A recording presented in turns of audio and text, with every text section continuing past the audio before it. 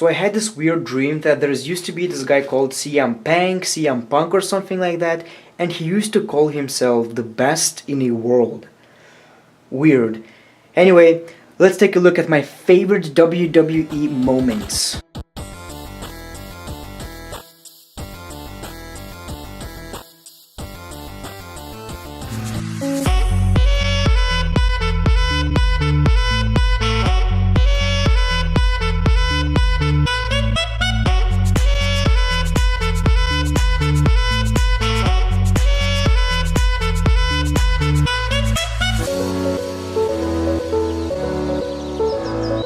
Welcome to the greatest and quite frankly the only wrestling show that you should be watching, Greatness of Wrestling. And before we start with this video, I just want to let you know that the first ever WWE official Great One action figure has been announced. So if you want to get that action figure, make sure to click that like button. So in this video we got a bunch of interesting stuff. For example, I want to start this video by talking about Shane McMahon. We all know who is the best in the world in 2018. Not CM Punk, not Chris Jericho, it's the one and only Shane McMahon. Let me tell you a personal story about Vince McMahon. I think most of the people have this question: why Shane McMahon won the World Cup tournament out of everyone even though he was not even a part of the tournament? Well, there are actually two reasons. According to Cage Side Seats, Shane McMahon won the World Cup tournament in order to set up a SmackDown vs. Raw match at Survivor Series later this month. This is an obvious one because Baron Corbin was here and he was mad about it, so now we have a reason why SmackDown vs. Raw match is going to happen in 2 weeks actually. So on one hand I understand why they did it, but does it excuse the fact that it ruined a World Cup tournament that lasted for like 2 hours? No, it doesn't excuse that at all, and I felt like they could have done something like that after the match where someone gets interfered, or they could have done something like Shane McMahon interferes during a match, distracts Dolph Ziggler, The Miz wins, and Baron Corbin is mad at Shane McMahon. SmackDown vs. Raw match is happening in 2 weeks. No, Shane McMahon won the whole damn thing, and I think that's the worst thing about this whole pay-per-view. So again, I'm happy that we have a reason for Survivor Series match, but on the other hand, I hate it. Another reason is that WWE seems to be planting seeds for a Miz face turn. According to a report from Wrestling Observer Radio, the plan is for the World Cup to be the first step towards a major heel turn for Shane. There have been some rumblings about the Miz turning babyface and feuding against him. That would be an interesting turn of events because WWE could have accomplished the same result having Miz win the tournament. By all appearances, it seems that McMahon vs. Miz is happening soon. First of all, I feel like a heel turn for Shane McMahon would really benefit him because I'm so sick of seeing him on TV.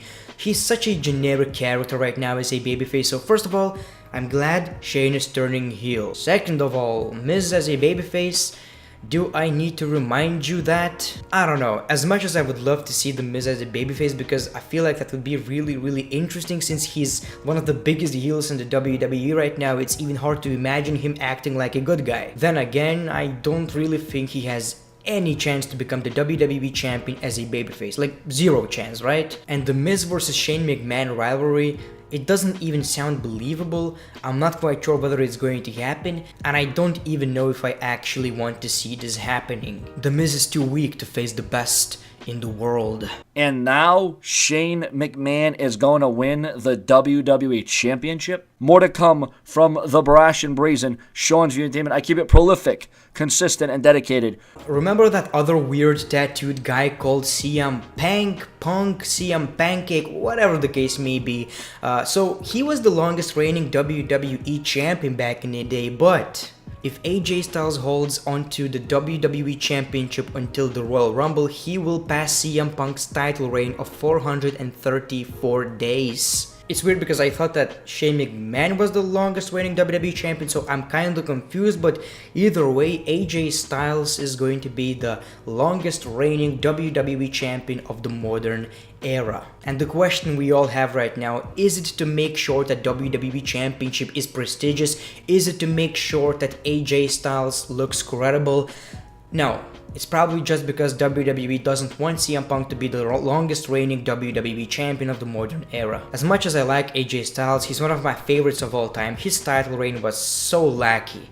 I don't even know if it had any like really good rivalries, right? I wanted to see AJ Styles versus Randy Orton because I felt like that was kind of interesting, but for me, AJ versus Shinsuke, AJ versus Samoa Joe, it disappointed me. I will say this, the only entertaining thing about AJ Styles being the WWE Champion for me was AJ Styles versus Brock Lesnar at Survivor Series, and the fact that we are getting this match again. It seems like the only opponent Brock Lesnar wants to work with is AJ Styles, because that's the only good match he had in like 5 years. When it comes to the unfortunate news, Triple H injured at Crown Jewel, headed to surgery. WWE.com reports he suffered what appears to be a torn pectoral muscle. The company's official website says he's returning to the United States for surgery. Recovery time will depend on a more complete diagnosis, but 3 to 4 months isn't unusual for a tear requiring surgery. So I'm pretty sure you've seen this WWE Crown Jewel moment where Undertaker or Triple H was doing a Irish whip into the barricade, and basically both of them landed into the barricade. That was kinda an embarrassing moment, but once you found out that Triple H was hurt, it all makes sense. Hopefully Triple H will get better soon, but luckily if it's only going to be like 3 or 4 months, I think he's going to be ready for WrestleMania, so that's good.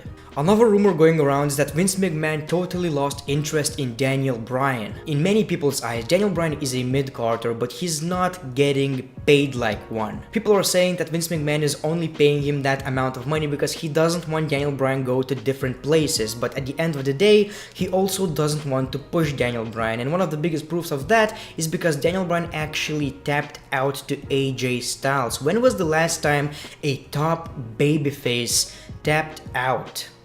I feel like that's very unusual. Do you imagine John Cena just tapping out of nowhere on SmackDown Live, or for example Roman Reigns? During the first huge Daniel Bryan's push, he would not tap out to any opponent because it would make him kinda look weak. That's like the biggest point of the underdog gimmick. He's not the strongest guy, but he's not gonna tap out. So let me know in the comments below, do you think that Daniel Bryan will ever win the WWE Championship again, or do you feel like he's stuck in the mid-card? Let's talk about WWE Crown Jewel for a second. So this pay-per-view is getting a lot of hate. People are comparing it to Evolution for some reason. Evolution was great, not like this one, which in my honest opinion, I think both kinda sucked in many ways. You seriously cannot tell me that this tag team match was worse than the main event of Evolution, which was like one of the worst women's matches we've seen on that show, and it was in the main event. I felt like both pay-per-views were not the best, but it doesn't necessarily say that they were not entertaining. For example, at Crown Jewel, I really enjoyed the tournament until it got ruined. I enjoyed the main event, so I feel like people who really hate Crown Jewel are the same people who hated it before, and even if the pay-per-view would be like 10 out of 10, the best matches you have ever seen in your entire life, best booking ever, people would still be hating on this pay-per-view. I really don't understand some WWE fans. It feels like they are trying to find something to get offended at. So for those of you, I have a question. What are you getting offended about today? I'm just a spoke on the wheel. The wheel's gonna keep turning, and I understand that. Many people have this question, will we ever see Shawn Michaels wrestle again in the WWE? And the answer, probably not. At least not until the next Saudi Arabia event. During an interview, Shawn Michaels said that it reminded him why he's not doing it anymore and he's just going back to his normal life. But of course, this was on WWE's YouTube channel, so we never know. Maybe at WrestleMania we're getting Shawn versus Undertaker. I'm not quite sure. I don't necessarily care, but I would be okay with it because the retirement is already ruined, so there is nothing left to be ruined. Now this might break a lot of people's hearts, but the Heartbreak Kid Shawn Michaels has got a little bit of a drastic new look. Share, subscribe, smash that bell, turn on all notifications. Anyway, that's it for today's episode of Greatness of Wrestling. Let me know your thoughts in the comments below. Make sure to click that like button, and as always, the great one, peace, love, and hugs.